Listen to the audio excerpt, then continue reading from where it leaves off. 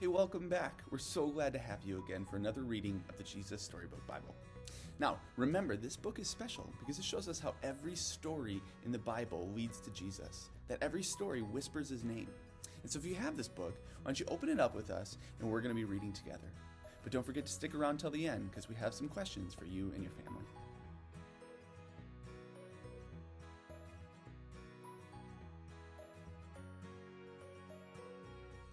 Hi everyone, it's Tina, and I get to read this week's story from the Jesus Storybook Bible. This time we're on page 70, and the story is called The Girl No One Wanted, the story of Jacob, Rachel, and Leah, from Genesis chapters 29 and 30.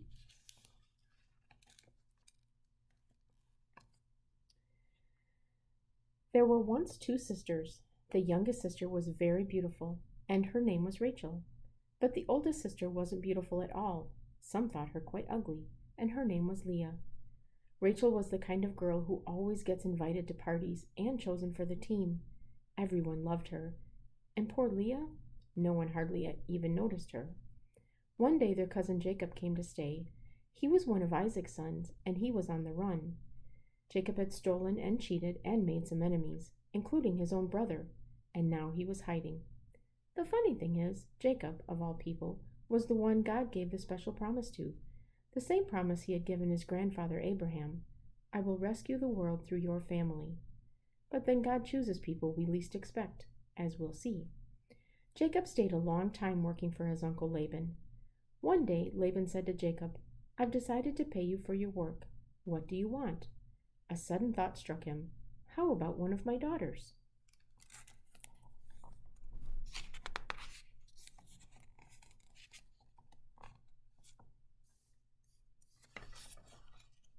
Jacob looked at Rachel, and he looked at Leah. Who would he choose? Of course, he chose Rachel. "I'll work 7 years for free," Jacob said, "if I can marry Rachel." So Jacob worked 7 years, and at last his wedding day arrived. But that night, Laban played a nasty trick on Jacob. Instead of sending Rachel to marry Jacob, he sent Leah. Now in those days, they didn't have electricity, so it was dark in their tent, and besides, women wore veils and you couldn't see their faces properly. So Jacob suspected nothing. The next morning, Jacob woke up and screamed. His new wife was lying beside him, but it wasn't Rachel, it was Leah. Jacob jumped out of bed. "Laban," he cried, "you scoundrel!" But Laban said, "Work for me another 7 years, and then you can marry Rachel." So Jacob worked for Laban for another 7 years, and at last Rachel became his wife. Now Jacob had 2 wives, but of his 2 wives, Jacob loved Rachel the best.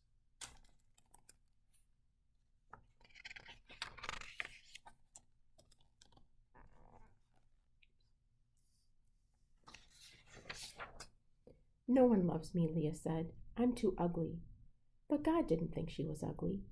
And when he saw that Leah was not loved and that no one wanted her, God chose her, to love her specially, to give her a very important job.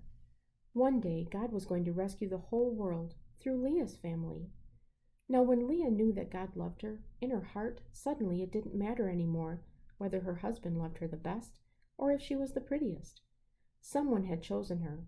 Someone did love her, with a never stopping, never giving up, unbreaking, always and forever love.